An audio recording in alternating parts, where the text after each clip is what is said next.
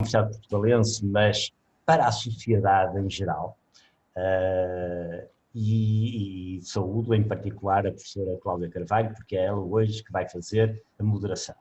Em relação ao nosso orador, eu não vou fazer a apresentação, porque deixo sempre esse papel para a moderadora, mas não posso deixar de saudar com muito apreço o professor José Manuel Moreira. Nós fomos colegas na Faculdade de Economia da Universidade de Porto, depois, entretanto, seguimos caminhos diferentes. O professor José Manuel Moreira acabou por ir para a Universidade de Aveiro, eu acabei por vir aqui para a Universidade Portugalense, mas há uma coisa que ficou, que é a amizade enorme que nos une e a consideração mútua que temos um pelo outro. José Manuel, muito obrigado por estares aqui, agradeço imenso. Eu estava há bocado a tentar encontrar uma frase, porque eu acho que este tipo de serviço ou lucro, acho que é uma coisa fabulosa, porque há uma frase, na realidade, do Fernando Pessoa que tem muito a ver com isso, que nos diz que o empresário é um servidor do mercado. Eu não sei se vais falar nessa frase ou não, mas eu acho que é absolutamente fabulosa. Eu estava a tentar encontrá-la na internet, mas assim agora rapidamente não consegui, porque há muito esse papel. Um empresário não é apenas aquela pessoa que tenta maximizar o lucro, meter ao bolso, enfim, o que puder e o que achar que deve ficar na empresa fica, para que a empresa fique maior, para que ele meta mais ao bolso no futuro. Não é só isso, há muito de serviço público. Uma empresa dá trabalho a muita gente, a muitas famílias, e desse ponto de vista tem muito de caráter público no verdadeiro sentido da palavra. Mas enfim, eu não quero nem tirar a palavra ao nosso orador, nem condicionar aquilo que ele vai dizer. Professor José Manuel Moreira, em particular a José Manuel, se me permites, mais uma vez, muito obrigado por estares aqui, é um gosto enorme receber-te na Universidade Portugalense. Obrigado, o gosto é meu, um abraço então. Obrigado. Pela tua atenção e amizade. Muito obrigada, Sr. Professor, Sr. Vice-Reitor. Vamos então dar início a mais um seminário do ciclo de seminários Os Caminhos da Ética. Intitula-se Mercado, Lucro ou Serviço e temos hoje como orador convidado o professor Dr. José Manuel Moreira, que é um dos maiores pensadores liberais contemporâneos do nosso país, com reconhecimento também internacional. O professor Dr. José Manuel Moreira é doutorado em Filosofia e em Economia e é professor catedrático em Ciências Sociais e Públicas da Universidade de Aveiro, onde tive o privilégio de o conhecer há uns anos. Foi diretor de vários cursos avançados, nomeadamente do mestrado em Administração e Gestão Pública e do Master in Public Administration. Foi ainda responsável pela Unidade de Investigação em Governança, Competitividade e Políticas Públicas. Contribuiu para a descoberta e redescoberta e também divulgação de 4 grandes pilares em Portugal: a ética económica e empresarial, a tradição austríaca da economia, a análise económica da política e ainda governação e políticas públicas. Portanto, temas difíceis e densos e dos quais vamos ter o prazer de ouvir falar hoje. Tem colaborado com entidades tais como o Instituto de Estudos Públicos, o Instituto Nacional de Administração, a Porto Business School e a Ordem dos Engenheiros. É membro do Center for Ethics, Business and Economics da Universidade Católica e do De Montpellier Society. É autor e coautor de mais de 40 livros e de mais de uma centena de artigos académicos em revistas nacionais e estrangeiras.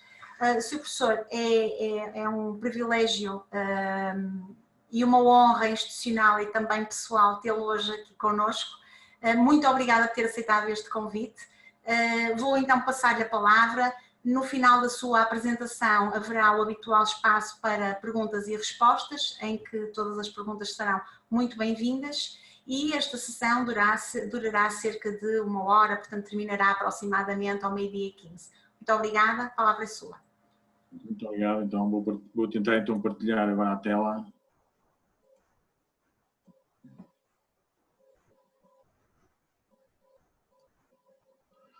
Pronto.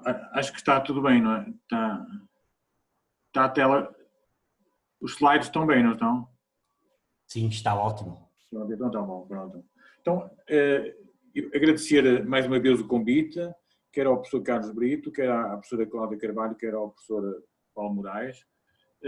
A minha intervenção tem este título, que é Mercado, Lucro ou Serviço. Esta pergunta, no fundo, traduz quase, nós tivemos agora a queda do Muro de Berlim, durante dezenas de anos, o mundo ficou dividido entre aquilo que se podia chamar o capitalismo e o socialismo.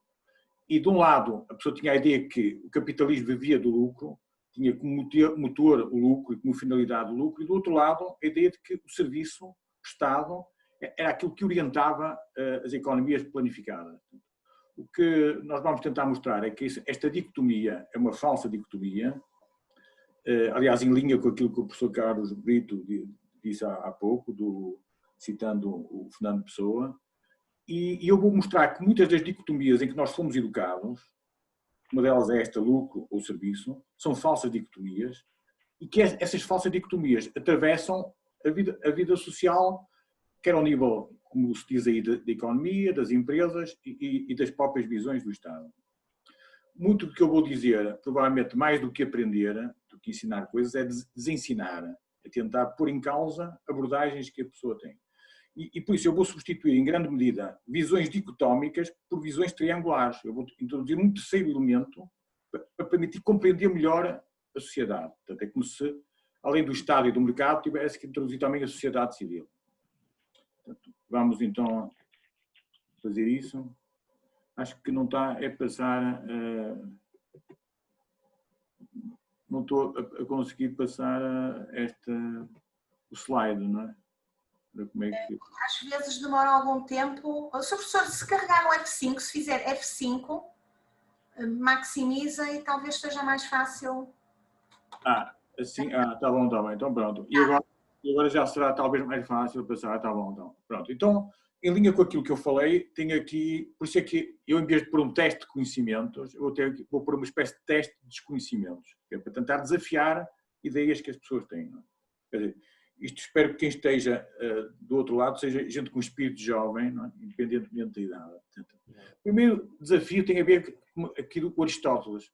O Aristóteles costumava fazer duas perguntas que eram de caráter político, que é quem é que será melhor conhecedor da qualidade da comida? Um mestre de cozinha ou a pessoa que vai ao restaurante ou que vai ao refeitório ou que, no fundo, é servido, não é? Quem é que será melhor avaliadora da qualidade de uma refeição? O mestre, ou o chefe, como agora se diz, ou a pessoa que vai almoçar ou que vai jantar? Quem é que será a melhor avaliadora da qualidade de uma casa? O arquiteto, ou se quiser o engenheiro, ou a pessoa que habita na casa? Reparem, isto aqui, provavelmente as pessoas colocam-se de um lado ou do outro, provavelmente os arquitetos colocavam-se do lado dos arquitetos. Isto pode ser aplicado à saúde, pode ser aplicado também ao ensino. Quem é que é melhor avaliador da qualidade do ensino? Os professores, ou se quiserem, o Ministério da Educação, ou as pessoas que frequentam a universidade ou a escola. Portanto, em grande parte, isto são dois tipos de saber que têm que ser conjugados. Na antiga União Soviética, houve um grande dirigente que, no fundo, perguntou como é que nós conseguimos colocar uma pessoa na Lua e não conseguimos fazer torradeiras. Para as pessoas no dia a dia, o papel higiênico, ou ter papel higiênico. Portanto, estes dois tipos de saberes, um mais teórico e outro mais localizado, mais descentralizado, são igualmente importantes. E vão ver que isso também está ligado muito à pergunta que nós fizemos inicialmente. Outra das falsas dicotomias, embora aqui é para dizer que a última palavra deve estar do lado da pessoa que vai almoçar ou que vai jantar. Por mais importante que seja o saber do tal mestre, ou deve estar do lado da pessoa que habita a casa. E não do lado, a última palavra não deve estar do lado do arquiteto ou do lado do engenheiro, se quiser. Na base do funcionamento de uma economia de mercado, segundo o Adam Smith, estará o egoísmo ou o interesse próprio. Normalmente nós temos a ideia de que há os egoístas e há os altruístas, então a pessoa tem que escolher ser egoísta ou ser altruísta. Então, a pessoa tem a ideia que, na base das tais economias planificadas, estaria o altruísmo. A pessoa dedicar-se aos outros. Pôr as pessoas em primeiro lugar. E na base da economia de mercado, é uma coisa mais, terá o egoísmo. Ora, na verdade, o que eu tento chamar a atenção é que, havendo um mercado e um mercado concorrencial, é um erro considerar que na base da economia de mercado está o egoísmo. Na base da economia de mercado está uma coisa chamada interesse próprio. Bem, vamos imaginar que era uma zona de restaurantes, aí numa determinada área do Porto, havendo concorrência entre os vários restaurantes ou entre os vários cafés, cada uma das pessoas que está à frente do café e quem serve lá, havendo concorrência, tem que unir o seu interesse próprio com o interesse dos clientes, que aparecem ou que vão aparecer amanhã. Portanto, mais do que o egoísmo, que levaria provavelmente a que a pessoa nem sequer montasse um café ou fosse empreendedora, ou se a pessoa só pensar em vender café mau, provavelmente os clientes vão desaparecer. Da mesma maneira que se for, agora estou a ver que egoísmo, esse egoísmo levaria à falência daquele café ou daquele restaurante, ou daquele hotel. Da mesma maneira que um altruísmo excessivo, que a pessoa não considerasse, não tinha disciplina, qualquer pessoa aparecia à hora que quisesse, provavelmente também levaria à ruína. Portanto, uma economia de mercado baseia-se numa coisa chamada interesse próprio, que é, cada um no seu próprio interesse tem que ter em conta o interesse dos outros. Isso só se faz havendo concorrência. Vamos dizer que mais importante que uma coisa ser privada ou ser pública é cada um de nós ter possibilidades de escolher, haver liberdade de escolha. Essa liberdade de escolha faz com que eu possa meter na ordem quem abusa do poder. Quer esse poder seja económico, quer seja político, quer seja amoroso e por aí adiante.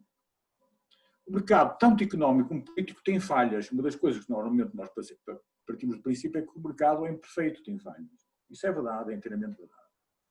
Quer dizer, o mercado é imperfeito. Quer dizer, é perfeitamente humano, porque nós somos imperfeitos. Uma pessoa perfeitinha tem que fazer muitas operações e fica caríssimo. Nós devemos amar a nossa própria imperfeição. Por isso eu pus aqui, trabalha com pessoas imperfeitas e para pessoas imperfeitas. Mas o mercado é imperfeito, tanto o mercado económico como o mercado político. Aliás, provavelmente, tem um livro que se chama Escolha Pública, é a análise económica da política, então muito dele tem a ver com explicar como é que o mercado económico, apesar de muito imperfeito, é apesar de tudo mais perfeito que o mercado político, que normalmente só funciona de 4 em 4 anos e as pessoas sabem que vão ser avaliadas e por aí adiante. Outra das questões que podemos tratar é a ideia de que a saúde é um direito. É muito importante a pessoa considerar os direitos, embora muitas vezes isso está invertido. Às vezes estou a dizer nos animais, cada vez mais vezes se fala nos direitos dos animais. Provavelmente, mais que os direitos dos animais, o que há é os deveres dos donos dos animais. Os deveres dos responsáveis pelos animais. Mas na saúde também vão ver que antes do direito, provavelmente está uma coisa chamada dever. O dever da saúde, aliás, isso depois aparece também muito explícito, é se calhar anterior ao direito. Por isso, a saúde não pode ser um negócio, isto muitas vezes. Reparem, a saúde não é só um negócio, não, há o perigo da saúde ser um negócio em coisas privadas, mas isso não quer dizer que na área pública não haja também negócios e negociatas e clientes e clientelas. Não é? Portanto, provavelmente substitui-se clientes por clientelas. E a pessoa distribui dinheiro, provavelmente para satisfazer clientelas, para poder ganhar eleições e por aí adiante. Portanto, o negócio tem que ser visto em termos, entre aspas. Não é só um negócio no sentido económico, pode haver também negócios no sentido político. E eu andar a fazer coisas com o dinheiro dos outros. E não basta dizer que a pessoa se interessa pelas pessoas. O interesse pelas pessoas pode não ser uma virtude. Porque as pulgas também se interessam pelos cães. Não é? Provavelmente não é por boas razões. Para terminar este primeiro slide, tem aqui os impostos são o preço que nós pagamos pela civilização. Há um juiz supremo, que já morreu há muito tempo, era do século passado, é uma pessoa muito considerada, deve-se a ele esta frase: os impostos são o preço que pagamos pela civilização. Muitas vezes, em sítios onde se pagava impostos nos Estados Unidos, tinha lá esta frase da repartição, provavelmente para quem ia sentir-se mais feliz, até inclusive sentir-se mais civilizado, vendo que os impostos são o preço que nós pagamos pela civilização. Há também um famoso economista americano chamado Nikan, que esse economista costumava dizer: bem, este juiz é muito respeitado, nós devemos respeitar muito este senhor, mas esta frase induz ao contrário do que deve ser. Os impostos são o preço que nós pagamos pela não civilização. O que é que ele, no fundo, quer dizer com isto? Quer dizer que numa sociedade verdadeiramente civilizada, os impostos deviam ser mínimos. Porque impostos quer dizer, embora se chame aos impostos, as pessoas que pagam impostos contribuintes, na verdade o imposto é uma coisa que eu sou obrigado a pagar. É usar a força, a imposição, em vez do aspecto voluntário. Em vez de usar formas voluntárias de resolver problemas na saúde, na educação, etc., estou a resolver problemas através da imposição, da força, do monopólio. Então, reparem, o que aqui no fundo este senhor quer dizer é que, na verdade, numa sociedade verdadeiramente civilizada, nós devíamos privilegiar as formas voluntárias de resolver problemas e reduzir ao mínimo as formas impostas. E por isso, daí que se diz que o imposto é o preço que nós pagamos pela civilização. Mas falta dizer que, para haver uma verdadeira civilização, esses impostos devem ser mínimos e não máximos. Às vezes, como nós dizemos, como se sabe que nós pagamos quase metade do que se ganha, fica para o Estado. Portanto, aplicando esta frase, a pessoa podia dizer: explica porque é que nós só somos meios civilizados, é porque só pagamos metade do que ganhamos em impostos. Portanto, no dia em que pagamos tudo ao Estado, vamos ser inteiramente civilizados. Esta frase é perigosa e induz a isso, embora provavelmente não era isso que estava na cabeça deste senhor juiz.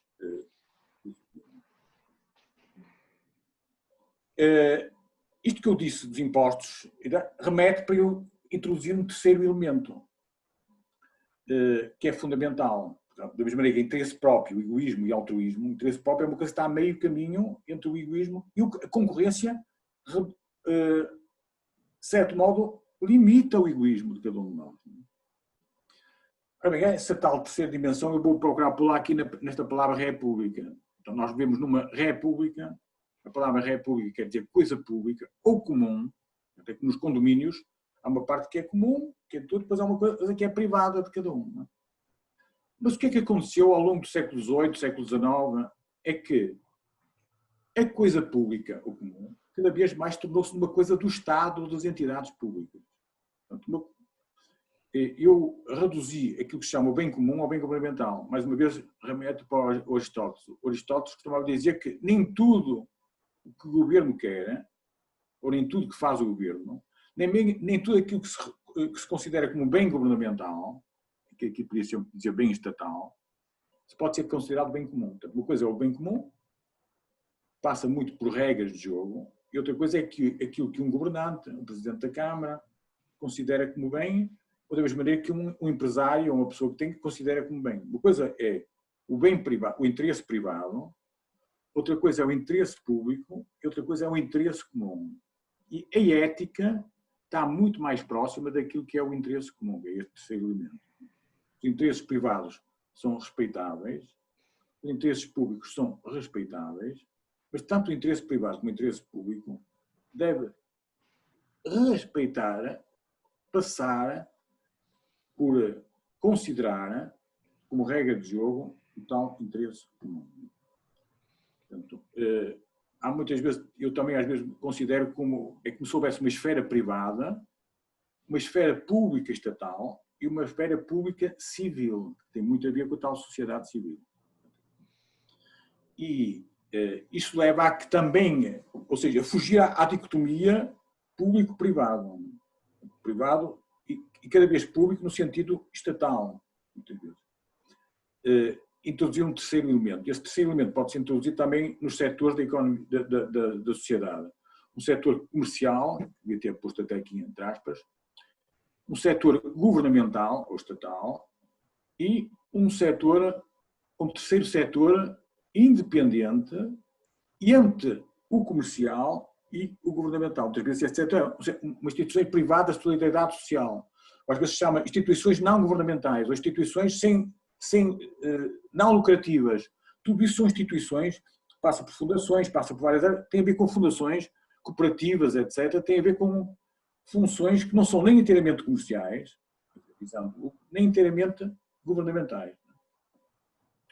São instituições que, por um lado, se aproximam do setor comercial, porque têm uma organização voluntária, são feitas de forma voluntária e não através de impostos. Mas, por outro lado, visam finalidades públicas, que é aquilo que, em princípio, também, supostamente, visaria o Estado, o Governo. Por isso eu pus aqui, privilegia formas voluntárias de resolver problemas públicos. Muitas vezes essas formas voluntárias podem até nem ter custos. Eu, quando vou, por exemplo, a um centro comercial, ou um supermercado, eu tenho um problema público, que é de alinhar os carros estarem alinhados, eu podia circular. Portanto, como é que se resolveu este problema público? Quer dizer, interesse público, está para além do interesse de cada uma das pessoas que vai ao supermercado. Se resolvesse através de uma moeda, tem que ter um valor. E o abrir uma moeda e eu ter que colocar no carrinho, leva a que tudo aquilo esteja arrumado. E a moeda é devolvida. Outra maneira seria pôr lá a polícia, guardas, tal, a resolver aquele problema. A maior parte do dinheiro desaparecia ali. O problema de muitas das coisas que são governamentais ou estatais é que a maior parte do dinheiro desaparece na própria máquina. Portanto, muito dinheiro não vai para a saúde, não vai para a educação, desaparece na máquina que gera, que controla isso. Portanto, isto também tem a ver com uma distinção que é muito importante entre Estado regulador e Estado prestador. Cada vez mais hoje nós temos um Estado regulador e não um Estado prestador, que constrói isto, que faz aquilo. Portanto, estou a haver concorrência entre as várias entidades prestadoras. Quer elas sejam privadas, quer sejam públicas, quer sejam do tal terceiro setor. E depois introduzindo novos métodos de gestão e libertando as autoridades para funções de supervisão e controle. Portanto, mais uma vez, este Estado regulador acentua a ideia de ética, porque eu abro concursos, tem que ter critérios, esses critérios têm que ter uma certa imparcialidade. Isso leva também à ideia de regulação. Não é? Portanto, hoje, cada vez o tal Estado regulador. A regulação não pode ser vista como independente da chamada autorregulação e da heterorregulação. A autorregulação, vamos imaginar que são, por exemplo, hotéis. Para eu poder vir a um hotel ou a um restaurante, isso é uma atividade regulada, que está regulamentada. Então, eu só posso abrir se cumprir essa regulamentação. A autorregulação tem a ver com controles internos. Cada um desses restaurantes ou hotéis tem provavelmente mecanismos internos de autorregulação, que podem até estar muito acima, ou devem estar acima da lei. E a autorregulação tem a ver com mecanismos externos que também permitem essa regulação. Vamos imaginar que eu queria ir almoçar ou dormir, por exemplo, à Covilhã, um sítio ao Fundão, um sítio onde nunca tinha ido. Portanto, eu posso me socorrer de sites, posso me socorrer de amigos, são vários mecanismos de autorregulação dessa atividade. A regulação é uma coisa difícil, e ainda é mais difícil hoje em dia, quando cada vez mais pessoas que não regulam bem querem regular os outros. A regulação implica a existência de entidades independentes, tanto do poder político como do poder económico. Um dos problemas, isto no fundo passa por a ideia de interesse comum, a ideia de esfera pública civil, e um dos problemas é que cada vez mais é difícil que eu tenha verdadeiras entidades independentes, porque tanto o poder político como o poder económico procuram, na medida do possível, capturar estas tais entidades independentes. De tal maneira que muitas vezes elas são controladas pelos próprios regulados. Não é? Bem, mas vamos então passar à frente. A regulação, que é uma atividade difícil, a pessoa regular bem é difícil. Havia uma das coisas que se espera que regule bem é um relógio. Antigamente havia relógios em praças públicas, mais do que há hoje. E a primeira empresa a fabricar relógios desses foi em Famalicão. E chamava-se Boa Reguladora. Portanto, foi um nome bem escolhido, porque uma coisa que eu espero num relógio é que ele regule bem. No que diz respeito à sociedade, ao conjunto da sociedade e também à economia, há um senhor chamado Adam Smith que escreveu uma obra vastíssima, usou 2 vezes, talvez 3, uma metáfora, que é a metáfora da mão invisível. Normalmente a pessoa ri-se, então a mão invisível, então, quer dizer, a pessoa acha ridículo. Mão invisível, normalmente isso é caricaturado, é gozado. Mas hoje, se calhar, nós devemos cada vez mais aprender a importância das coisas que não se veem. Não é só dos vírus. Portanto, quando a pessoa está a assistir um jogo de rugby, para perceber o jogo, ou um jogo de futebol, ou de handball, ou um jogo de cartas, eu só posso perceber esse jogo se perceber uma coisa que não se vê, que são as regras de jogo. Portanto, o Adam Smith, quando chamou a atenção para a mão invisível, ele viveu numa época de um peso muito grande do Estado, a economia mercantilista, em que o Estado tinha um peso muito grande, condicionava muito. Hoje, muitas vezes até se fala, em muitas da sociedade, nós vivemos uma espécie de neomercantilismo. Então, ele chamou a atenção que a melhor maneira de servir as pessoas, de respeitar os clientes, e não os produtores, como acontecia na Idade Média, como acontecia no mercantilismo, era que o peso maior fosse dado à mão invisível, que é aquilo que não se vê as regras de jogo. Portanto, o Estado pode intervir diretamente, através da mão visível, como acontecia no tal mercantilismo, ou pode intervir melhorando apenas as regras de jogo, a estrutura no seio do qual as pessoas se provêm umas às outras. É como se, num jogo de futebol, um árbitro fosse escolhido para que o jogo terminasse 3-2. Então o árbitro tinha que atuar para que o jogo terminasse 3-2. Tinha que marcar faltas, castigos e tal, para que o jogo, eu tinha que passar por cima das regras de jogo. Eu tinha que atuar de uma forma arbitrária, desrespeitando as regras de jogo, minando as regras de jogo. Então, é como se fosse uma mão invisível. Uma mão visível.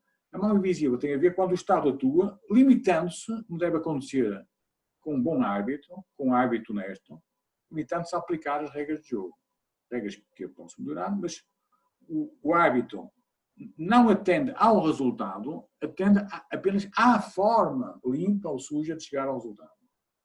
Aliás, a ética, mais do que com o fim, tem a ver com os meios. Por isso é que diz que os fins não justificam os meios. A ética tem a ver com a forma como eu atinjo os fins e não com os fins propriamente ditos.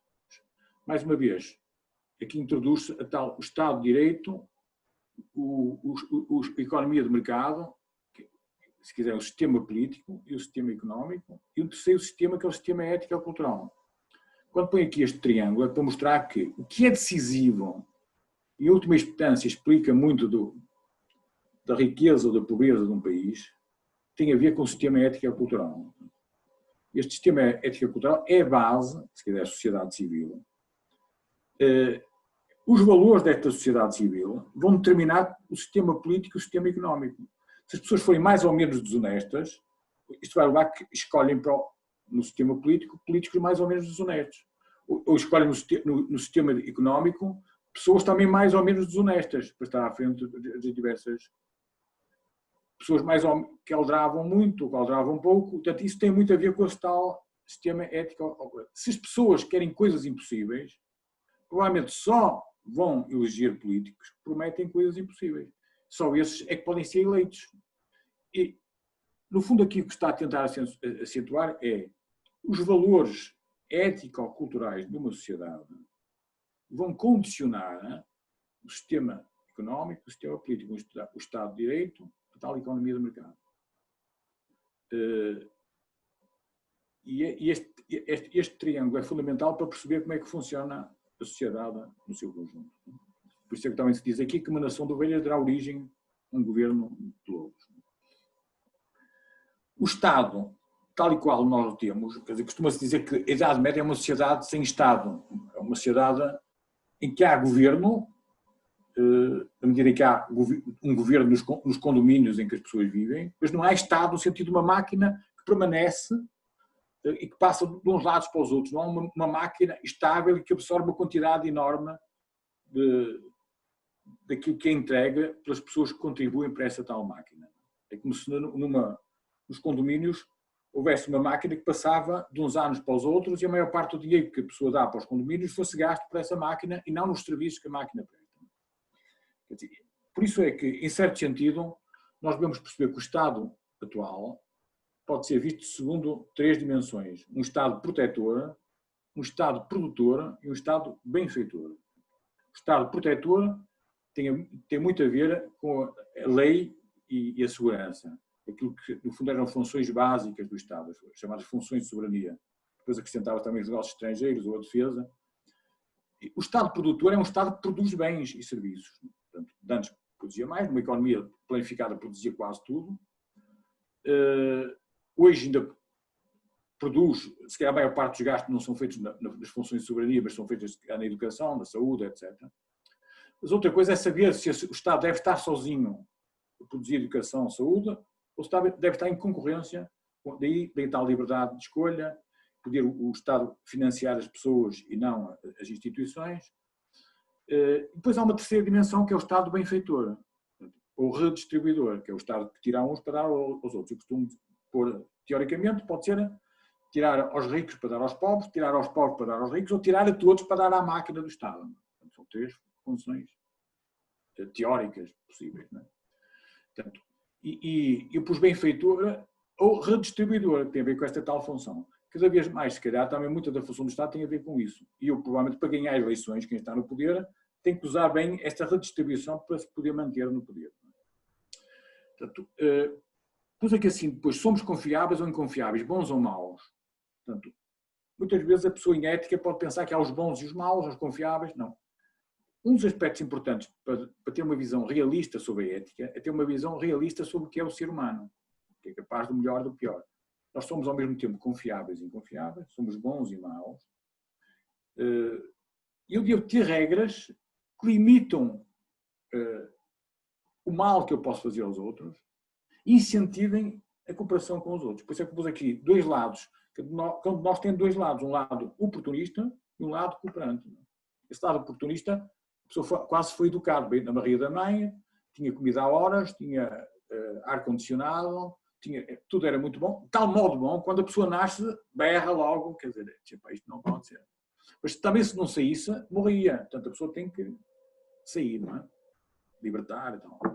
Mas mais tarde, se a pessoa puder, vai ficar encostada à mãe, ou ao pai, ou ao Estado, ou pela vida fora. Portanto, eu tenho que incentivar, a educação tem a ver com incentivar o lado cooperante. A pessoa mostrar uma sociedade que é uma espécie de benefício mútuo. Fazer com que a pessoa tenha que dar alguma coisa, então isso tem a ver com o tal interesse privado, com o tal interesse próprio. Não é?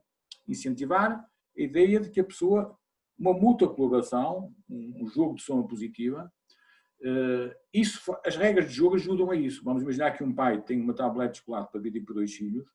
Os dois filhos são dois sacaninhas, não-se como irmãos. Portanto, há o perigo de cada um deles querer prejudicar o outro. E depois meterem o pai ao barulho. Portanto, se o pai for inteligente, pode criar uma regra que se usa, aliás, em muitas disciplinas, muitas vezes para dar exemplos, que é criar uma regra que os dois facilmente aceitam, que é um é o primeiro a partir a tablete de chocolate e depois o outro é o primeiro a escolher a tablete. Se fizer isso, quanto mais sacana for o miúdo, mais vai ter que pensar naquilo que vem a seguir, mais se vai esforçar por ser imparcial. Portanto, eu posso criar regras que incentivam as pessoas a serem imparciais, a moderar o seu oportunismo, a moderar o seu egoísmo e a servir os outros, a mostrar que para eu tirar alguma coisa tem que servir os outros e não servir um dos outros. Isso é mais fácil fazer numa sociedade voluntária do que numa sociedade em que eu vivo com o dinheiro dos outros. Já estou a incentivar.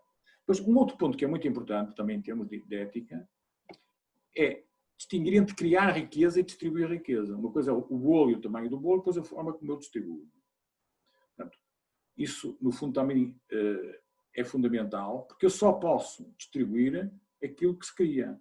Se a pessoa viver uma sociedade só a distribuir, embora isso possa ser uma coisa boa, amanhã posso não ter nada para distribuir. Portanto, tem aqui um equilíbrio. De maneira que ser ético ou ser competente. Eu estou aqui a pôr isto para mostrar que a primeira obrigação ética é a pessoa ser competente. Não é ser boazinha, mas é ser competente. Ética como obrigação de fazer render os nossos talentos.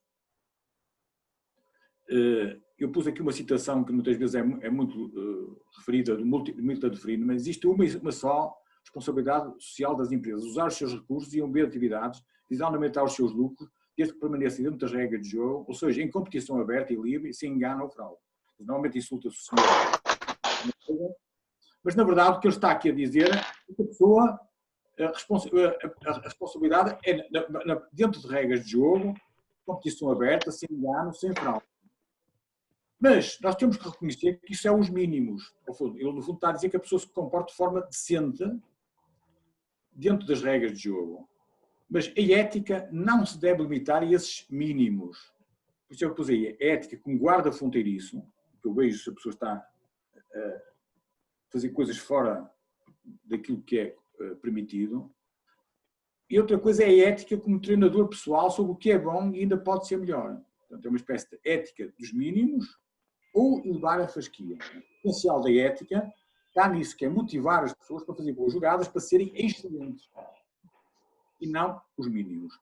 Esta frase do Milton Friedman acentua essencialmente esse treino mínimo. Pronto, eu vou agora passar mais rapidamente, porque é pesado. Ética da economia do mercado. A ética pode ser bem ou mal entendida, da maneira mesmo com o jogo de cartas. Eu posso fazer batota no jogo de cartas. E essa batota não está nas cartas, está nas pessoas que jogam as cartas. A pessoa deve distinguir o que é que são regras de jogo dos jogadores. Mais uma vez, aquilo, o tal que se vê e o que não se vê. Sim, diga, Teresa. No exercício 9 é integração por partes que temos que fazer. Disse 9 quê? D. B? Não, D. Só um segundo. Está ligado o microfone ao professor Carlos Moraes. Eu estou a tentar avisar o professor Carlos Moraes que o A microfone integração por partes, sim. Espera, não está mal. Diga? Quanto é que dá esse exercício? Não, mas posso fazê-lo. Quanto é que lhe dá? É que a mim dá-me 10, mas eu não sei se é 10 ou menos 10. Eu faço já, está bem? Faço já. Tem microfone ligado.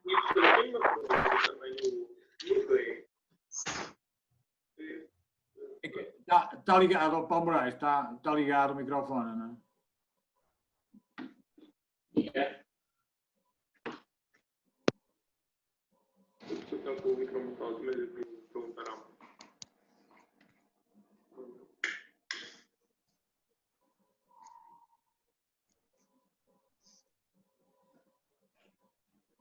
Tá? Posso?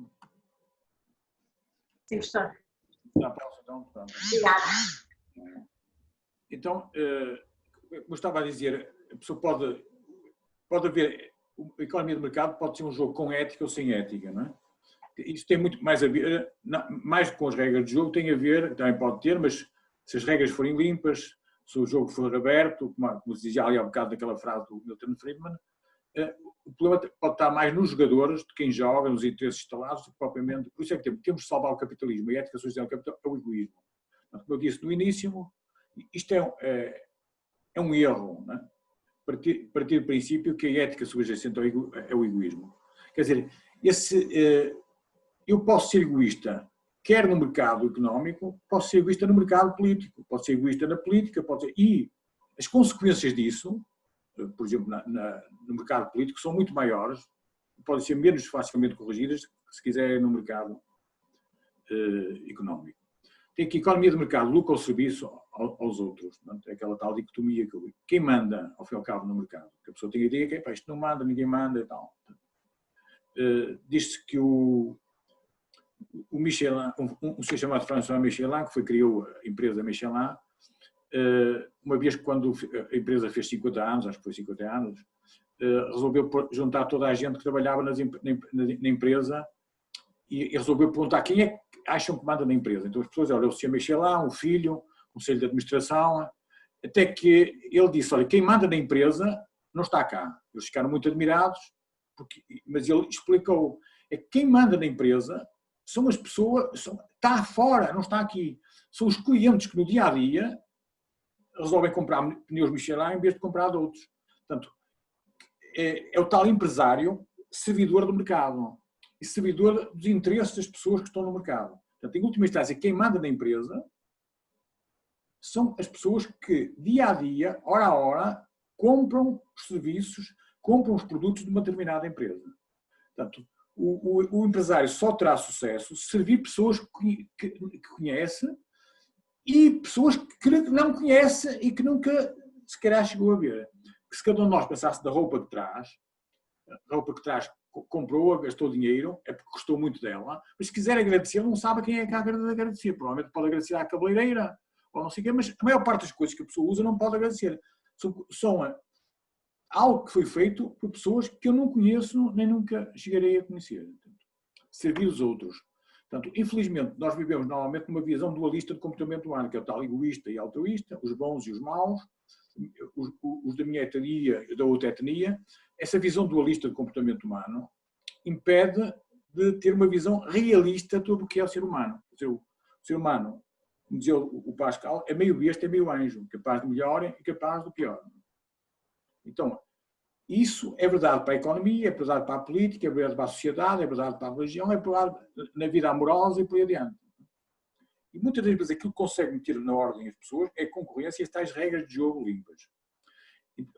Uma visão crítica dessa tal visão dualista é que como o mercado é imperfeito, deve ser regulado e controlado. Por quem? Por quem é perfeito? Quem é perfeito? As pessoas que estão no Estado, no governo, burocratas e políticos. É uma espécie de ironia sobre a tal visão dualista. Da mesma maneira que a economia de interesse mina o Estado e a economia de mercado, pois aqui será que o lucro é o sinal que nos indica que temos que fazer de maneira a servir pessoas que não conhecemos. Portanto, é uma espécie de repetição daquilo que se diz. O objetivo da empresa é maximizar o lucro a longo prazo, complementa a lei, livra-nos da cadeia, mas não nos garante confiança. Quer dizer, a responsabilidade social das empresas, se quiserem, não é um sprint, é algo de longo prazo. A boa imagem arranca com as outras, as empresas não existem de forma sustentável, já fazem trabalho de responsabilidade social. Pessoa, como dizia há um bocadinho o professor Carlos Brito, pessoa ao pagar os seus salários, ao servir, tudo isso já é responsabilidade social. Quer dizer, nem que seja mínima, não é? Acrescentando o longo prazo objetivos, temos o desenvolvimento sustentável. Nós, ao objetivo da empresa, acrescentarmos o tal longo prazo, então, temos o desenvolvimento sustentável. E se considerar a forma como eu chego lá, tenho que considerar a ética, que é a forma como eu chego, como eu atingo os tais objetivos. Tem aqui uma frase do Henrique Monteiro, que esteve à frente do Expresso durante uns tempos, e é meu amigo, diz: todas as empresas, pequenas ou grandes, prestam serviço público. Sem elas o país não funcionaria, seria um caos. O que é que seria se a maior parte das coisas, restaurantes, de padaria, não sei o quê, tivesse entregue ao Estado? Fundamento económico e ético da empresa. A empresa é hoje vista como uma comunidade de pessoas com objetivos que muitos consideram bifronte. Por um lado, acrescentar valor, isto é, criar riqueza para todos os participantes, e por outro, prestar serviço à sociedade. Mais uma vez, a tal ideia de lucro ou serviço, estas duas coisas são inseparáveis. O lucro é uma medida do serviço que eu estou a prestar aos outros. Pronto. Responsabilidades empresariais, também podemos chamar responsabilidades sociais dos empresários. Produzir bens e serviços de qualidade, com o intuito de satisfazer as necessidades humanas. Os negócios existem para criar produtos e servir clientes. Produzir com eficiência, não desperdiçando recursos, evitar custos desnecessários, etc. Garantir a continuidade da empresa, a sua autocontinuidade, o espírito custódio, e garantir o desenvolvimento humano dos seus membros, uma vez que esta é a sua primeira condição de qualquer organização. A fonte ou causa de riqueza não é outra senão colocar à disposição dos outros os seus próprios talentos, aquilo que se tem vantagem, as próprias diferenças ou competências. Isto é muito importante. A diversidade, uma sociedade decente deve ser uma sociedade una e diversa. A pessoa deve amar tanto a diversidade como a unidade, não é? Aquilo que nos une e aquilo que nos diferencia. E por isso é que há a liberdade. A liberdade é explicada porque nós somos diferentes, podemos dar contributos. Esta responsabilidade alimentar da empresa, fazer render as diferenças com valor competitivo, sob a consideração que toda a empresa é sempre necessária uma empresa de serviços, não é? E de serviço público. E o que chama argumento da capacidade para quem pode dar a contribuir, antes ou depois terá que fazê-lo com condições de alimentar tanto a atividade como a obtenção de benefícios. Daí a importância de uma sociedade civil dinâmica que arrisque, inova e produza, levanta o problema de saber em que medida é que o Estado dito social pode afetar esta dinâmica, a do poder criador do risco. Pronto, e terminamos com este slide. Códigos, sentido de responsabilidade e visões de Estado. Muitas vezes a pessoa fala em códigos de ética, códigos de responsabilidade, códigos de conduta. Portanto, eu pus aqui, muitas vezes os códigos são importantes, são muito importantes, mas o que eu quero chamar a atenção é que, por mais importantes que sejam, e por mais necessários até que possam ser, nunca são suficientes. Não há código novo ou velho, nem manual de boas práticas que possa substituir o caráter. A moralização da atividade económica só pode conseguir-se através da moralização dos indivíduos que nela atuam. Tal linha de baixo do triângulo, que é o sistema ético-cultural, tal sociedade, etc. O mercado dá o que se pede. Se as pessoas quiserem lixo, o mercado dá lixo. Mas isso tanto é no mercado económico como no mercado político. Por isso é que é importante essa. Urge recuperar a noção de que cada um de nós é individualmente responsável pelas suas ações. Herança conjunta do judaísmo cristão e do mundo clássico. Isto, em última instância, remetia para duas visões do Estado, que também podemos desenvolver. Uma como fornecedor de bem-estar, uma espécie de Estado-pai. Depois até um Estado-mãe, um Estado-mãezinha, o babá, como dizem os brasileiros. Ou um Estado guardião da estrutura, no seio do qual se podem prover a si próprios. Como acontece com o hábito, que no fundo está a salvar a estrutura, no seio do qual as pessoas podem ganhar desafios, atingir objetivos de forma limpa.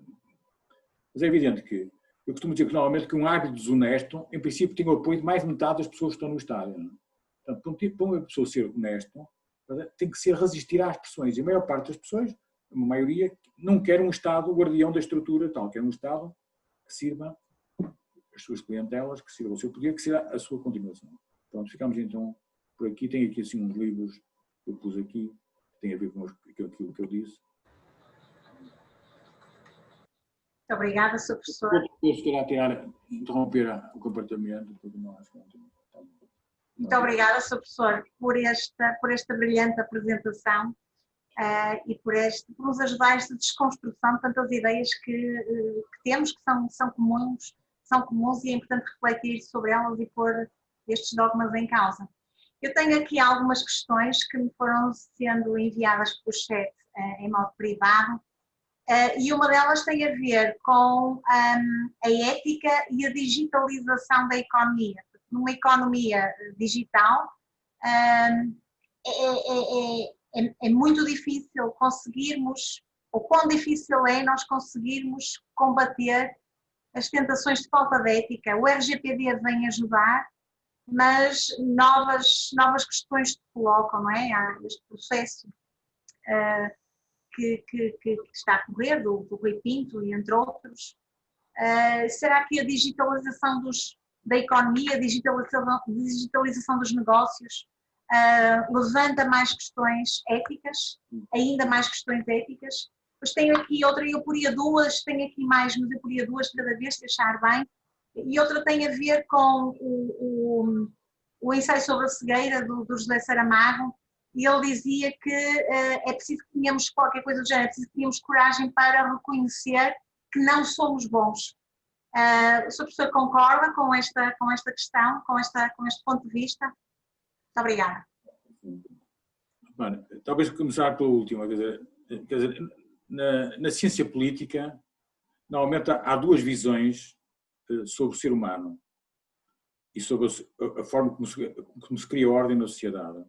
Uma é a partir do princípio que o homem é bom. Essa é a visão do Rousseau, bom selvagem. E o mal está nas várias instituições que foram sendo criadas que a pessoa normalmente liga à civilização. Propriedade privada, o casamento e por aí adiante. Outra visão é de um senhor chamado Hobbes, que escreveu um livro chamado Leviatã. Quer dizer, o Leviatã é um monstro bíblico. Portanto, que ele chamou o Leviatã ao Estado. O Estado é um monstro, mas como cada um de nós é um pequeno monstrozinho, da parte do princípio que o homem, ao contrário do Rousseau, não é bom, é mau, ou seja, é lobo do homem. Então o Estado é um mal necessário, é um lobo grande, um lobo maior, um monstro maior, para ter na ordem cada um de nós, que é um pequeno monstrozinho. Portanto, uma parte do princípio que o homem é bom, outra parte do princípio que o homem é mau, uma estranhamente mais ligada a uma visão conservadora, que é o Hobbes, e a outra visão mais romântica, que o homem é bom, a culpa é dos outros, que é mais ligada ao Rousseau. É uma coisa estranha, é que o Saramago, no fundo, está a pôr aqui em causa uma visão que está muito mais próxima da esquerda, que é a ideia que o homem é bom, que as pessoas são boas, não há pessoas más. Portanto, o que eu tentei defender é que, mais uma vez, é o tal triângulo, que é, nós não queríamos longe se tivermos uma visão realista sobre o ser humano. Então tem que partir uma visão que o homem é capaz do melhor e do pior, de ser mau ou de ser bom.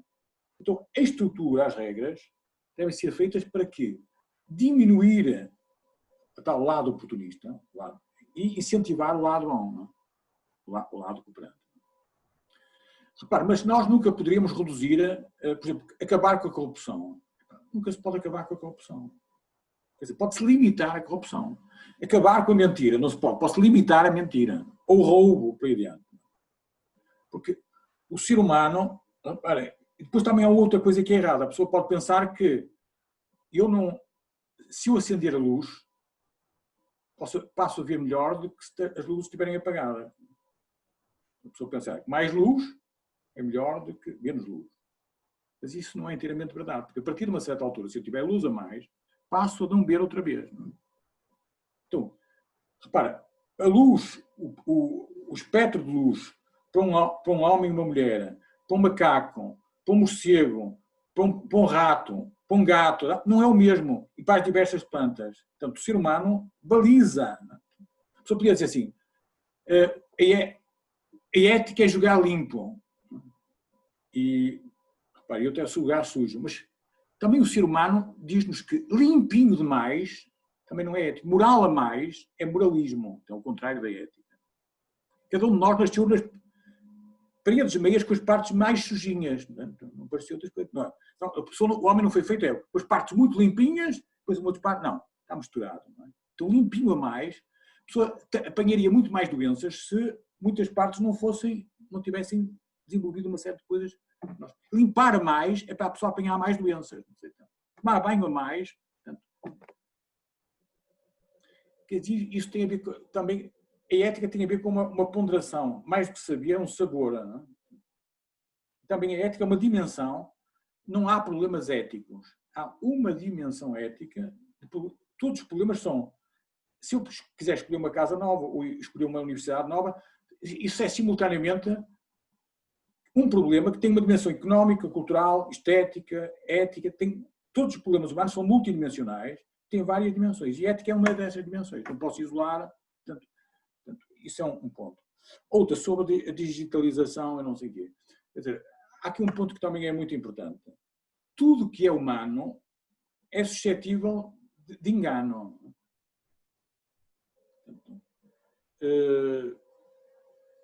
Tudo que é humano, vamos imaginar o seguinte, eu hoje à noite tenho uns amigos que vão jantar lá à casa, eu posso deitar condimentos na comida para a comida ficar mais saborosa.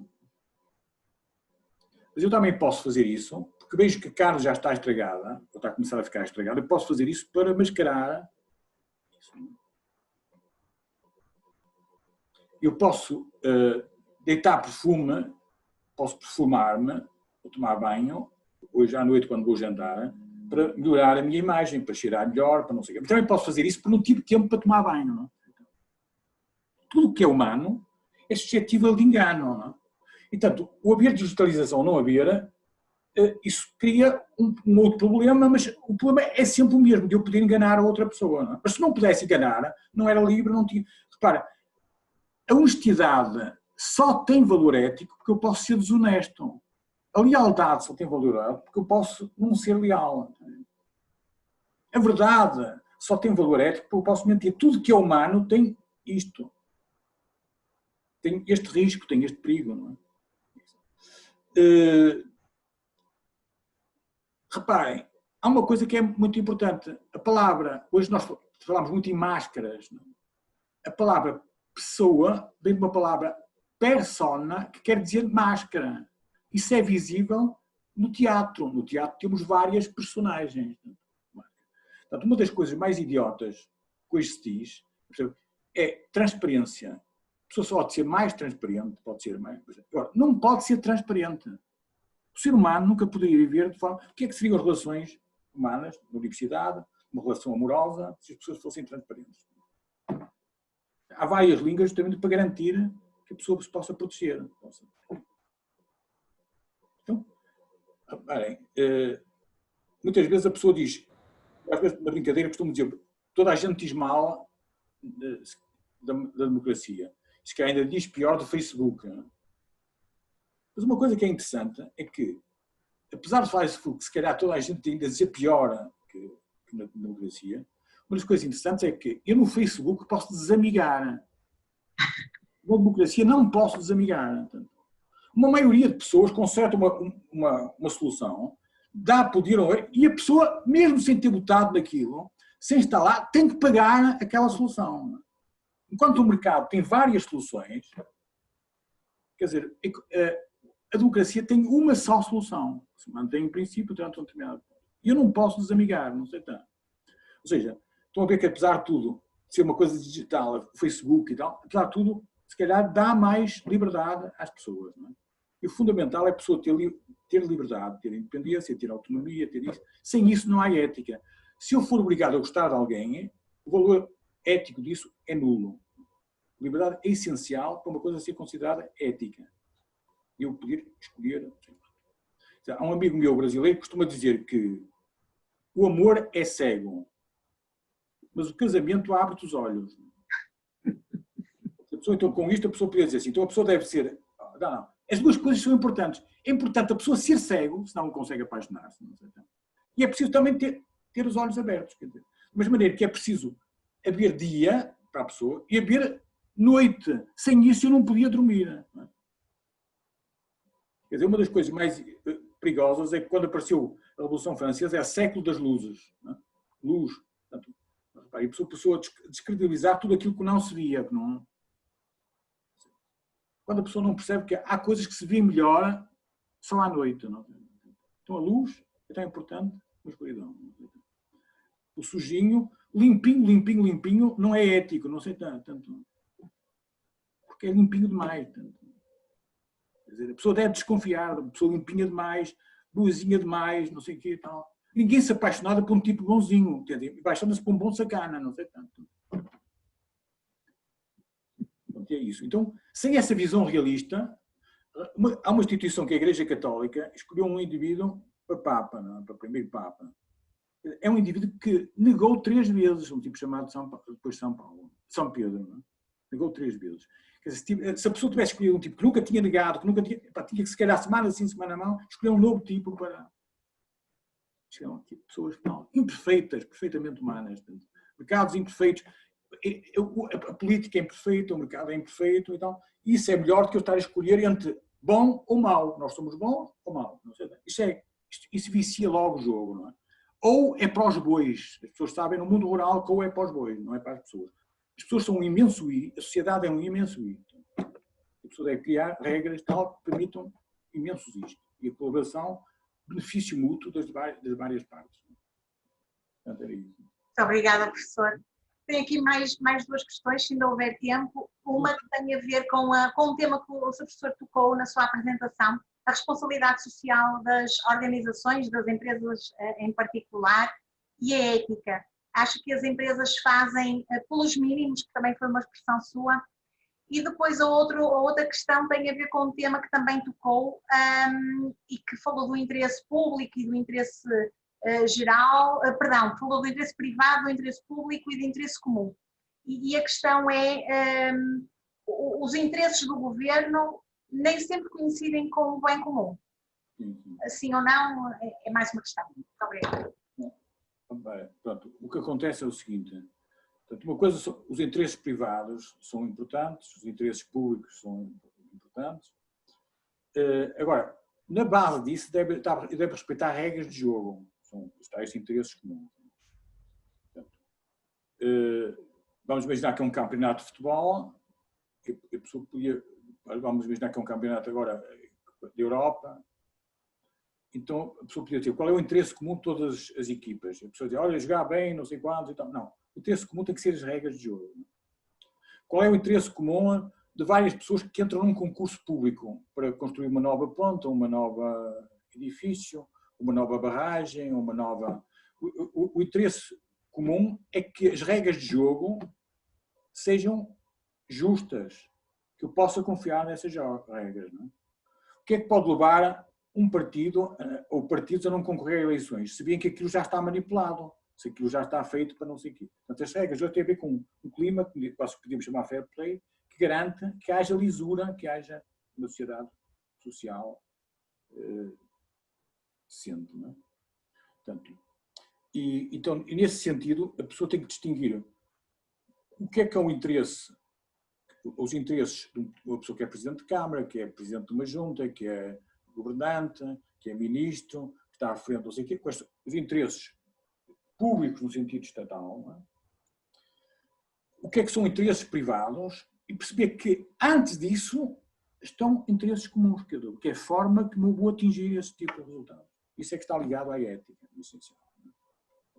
Isso é desconsiderado, porque a pessoa depois fica privado ou público, não sei, então, conforme a pessoa é de esquerda ou de direita, então diz que é uma coisa ou outra. O Adam Smith costumava dar um exemplo de uma aldeia em que só tinha poucos habitantes. Então, nessa aldeia só podia haver uma padaria, porque não havia para mais que uma padaria. Então, a pessoa pode pensar, o que é melhor, essa padaria ser privada ou ser pública? Se calhar, conforme a pessoa é de esquerda ou de direita, diz que é privada, mas é igual. Como há uma só padaria, o comportamento do padeiro e das pessoas que estão lá vai ser o mesmo ao fim de um certo tempo. Abusar dessa posição. É por isso que quando uma aldeia é muito pequenina, como é que a pessoa corrige e controla e limita o abuso? É normalmente fazer com que várias famílias façam o pão durante semanas diferentes. Então aí a pessoa está controlada. É como quando dá uma prenda, quando os anos, outra dá, eu estou a controlar a pessoa. Isso é que é o essencial, não é? Quer dizer, a melhor maneira de um tipo meter um namorado que abusa ou não é arranjar outro namorado, ainda que seja só limitar. Isso é verdade para qualquer pessoa, para o João, para o António, para o meu filho, para o meu primo, para o tipo que eu não gosto. Tal. Ou então eu parto do princípio que há uns tipos que são bons, então estão no Estado, outros que não sei, que é o contrário. Não é? Portanto, esse é um ponto. Outro tem a ver com a responsabilidade social das empresas. Portanto, o que acontece é que, quer dizer, hoje, em grande parte, a palavra ética foi substituída pela palavra social. Isso é uma das coisas bastante grave. Porque eu esvaziei o tal hábito desonesto pode ser muito social, ter o apoio de muita gente. Então, vamos ver já que é um jogo entre o Sporting e o Benfica, e toda a gente que está lá é do Sporting e do Benfica no estádio. Um árbitro honesto tem que ser capaz de estar sozinho no campo sem o apoio de ninguém. Não? E um árbitro desonesto provavelmente tem tendência a ter apoio da maioria das pessoas que estão lá. Ter apoio de muita gente pode significar que a pessoa não é ética. Portanto, a responsabilidade social primeira é a pessoa pagar a hora, cumprir todas aquelas coisas que eu disse ali, responsabilidades empresariais, continuidade da empresa, não sei o quê, fazer tudo isso. Agora, para além disso, a pessoa também pode fazer a filantropia, pode apoiar fundações, pode apoiar sítios que fazem discussão de ideias, quer dizer, são vários serviços, pode ajudar pessoas, portanto, há vários tipos. Mas isso tem que ser feito de forma voluntária, livre. Não é?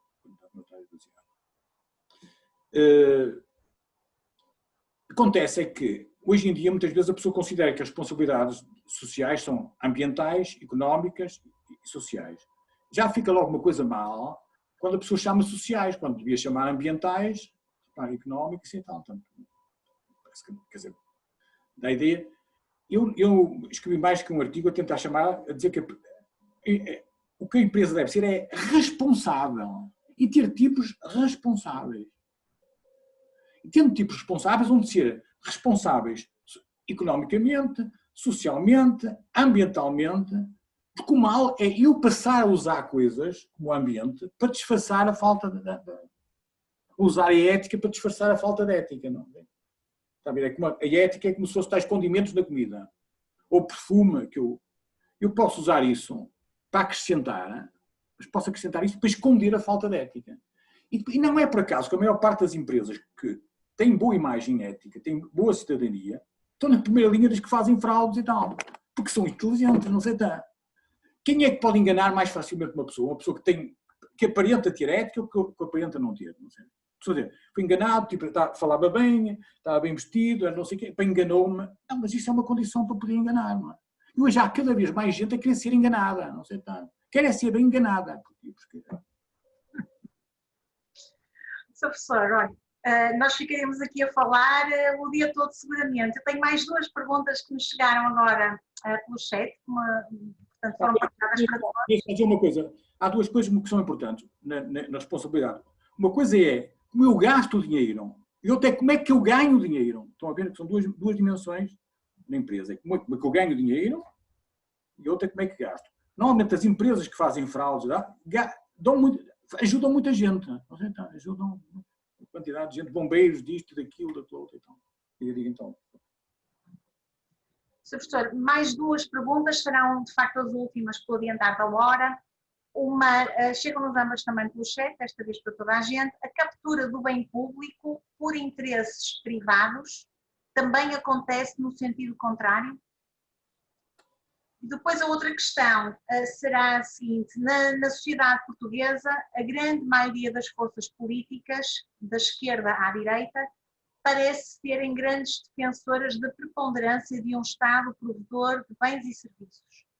Como é que isso se compagina com a sociedade portuguesa e as expectativas que poderemos ter relativamente ao nosso futuro coletivo? Obrigada. Pronto. São perguntas difíceis. Portanto, julgo que em função daquilo que eu disse, o tal bem público, no sentido de bem comum, pode ser capturado tanto por a parte estatal como pela parte privada. Por isso é que, normalmente, as tais entidades independentes, normalmente são entidades que muitas vezes são capturadas ou por um lado ou por outro. Não é? Quer dizer, se vê-se no futebol, vê-se aqui os árbitros. Portanto, por exemplo, a pessoa pode pensar, muitos clubes querem comprar o árbitro, não é? Mas, repara, se um clube for inteligente e muito poderoso, não compra o árbitro, compra o conselho que escolhe os árbitros, não é certo? Então eu posso manipular, por exemplo, escolher pessoas que estão à frente de entidades reguladoras que não sabem nada daquilo, não é? Portanto, vão estar nas mãos de pessoas que vão fazer essas coisas, não é? Portanto, e nesse sentido é muito importante salvaguardar numa sociedade árbitros, juízes e tal, a independência dessa gente. Se essa gente não for independente, está a minar toda a sociedade. O jogo passa do campo, do estádio, para a secretaria. Passa a ser jogado na secretaria. Isso depois inquina uma série de coisas muito graves. Repare, depois, um outro ponto é que a maior parte das pessoas, porque é de Benfica, de Porto, de Sporting, então, quer a secretaria, não quer o campo. Então, de preferência, quer que o jogo não seja ganho no campo, mas quer que esteja ganho antes, através de rendas políticas, de não sei o quê. Portanto, isso faz com que, provavelmente, a maior parte das pessoas julga que beneficia se um Estado poderoso em que a maior parte dos bens são pagos por outras pessoas. Portanto, se eu aceito que se tira uns para dar a outros, amanhã não posso queixar-me se tirar a todos para dar à máquina do Estado, não é? Quem parte e reparte, não escolhe a melhor parte, é burro. É difícil fazer perceber à população coisas destas, especialmente quando a pessoa não paga, ainda consegue. Portanto, isto é, ou a falência do Estado permite que a pessoa abra os olhos, que é como tal casamento, abre os olhos, a dissolução, ou então a pessoa tinha que ter instituições, think tanks, etc., com coragem para poder desmontar isto, mostrar como é ilusório. Repare, a pessoa diz assim, olha, a pessoa anda numa universidade pública, não paga nada, não é? Depois anda na Portucalense e paga, portanto, ou vai perceber que aquilo está a ser pago por outras pessoas, não é? E depois aquilo cria incentivos perversos de viver à custa de outros e por aí adiante e tal. E a pessoa não saber o que é que as coisas custam, não é? Portanto, mas isso julgo que é difícil. À medida que vão dando perversões ou falências, há uma senhora chamada Thatcher que costumava dizer que o socialismo acaba quando acaba o dinheiro dos outros, não é? Portanto, o que acontece é que a pessoa está tudo em um Banco Central Europeu, tem não sei o que vai despejando dinheiro, não é? Ao despejar dinheiro, vai fazer com que quem que poupa o dinheiro quase não tem rendimentos. E eu beneficio quem gastou dinheiro, a começar pelos governos, não é? Portanto, com isto, enquanto isto se mantiver, a pessoa continua a ter ilusão, é empurrar. Portanto, e uma das coisas, a pessoa dizia, vai defender o ambiente, vai defender não sei o quê e tal.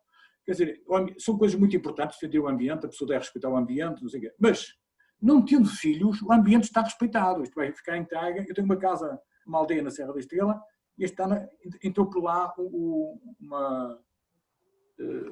o jabali, entrou por lá, o jabali e tal. Isto amanhã vai ficar nas mãos do jabali, não havendo gente, não é? A pessoa não se precisa preocupar com o ambiente. Não é? Não sei que se queira, muito mesmo no sentido em que o Ribeiro Teles se preocupava, que é ter lá gente, ter não sei o quê e tal. A maior parte das pessoas, o que é que faz? Pode usar o ambiente para ganhos políticos, para não sei o que a pessoa não quer saber. Quer dizer, usa o social para disfarçar a falta do social. E a pessoa gosta disto e gosta de ser enganada, porque é mais fácil enganar as pessoas que convencê-las que foram enganadas. A pessoa, quanto mais inteligente, mais resiste depois a dizer que foi enganada. Não sei. Portanto, a pessoa não... Antigamente, um tipo sério era um tipo mal encarado. Hoje em dia, a pessoa quer tipos sérios e simpáticos, que falam bem. Então, tem o que merece, não é? Depois de ser enganada pelo tipo que fala melhor e tal, vai escolher depois o outro a seguir, assim, sucessivamente. Portanto, não, a pessoa não pode. Professor, muito obrigada pela sua brilhante apresentação, pelo humor também com que nos brinda todas estas reflexões. E vamos ter que terminar, a hora já vai adiantada. Foi um gosto enorme, um prazer enorme tê-lo connosco. Muito obrigada a todos também que nos acompanharam. E eu aproveito, antes de terminar esta sessão, para partilhar que o próximo seminário vai ser daqui a 15 dias, no dia 27 de novembro, e vamos ter connosco o Dr. Miguel Guimarães, bastonário na Ordem dos Médicos. A transmissão será via Zoom, as inscrições serão como habitualmente, e também faremos a transmissão pelo Facebook. Muito obrigada a todos. Professor, mais uma vez, muito obrigada. Muito gosto. Bom fim de semana. Muito obrigada. Obrigado. Obrigada. Obrigado. Bom fim de semana. Obrigado. Bom fim de semana também. Obrigada, igualmente. Obrigada.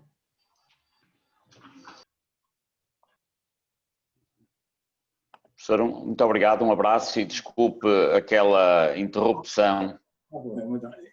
Tem que haver umas coisas destas também para... É que nem sei como é que se ligou sozinho, mas enfim, eu estava aqui com outro meio. Muito bem. Olha, muito obrigado por tudo, um abraço. Bom fim de semana, então, adeus. Vou sair, então, adeus.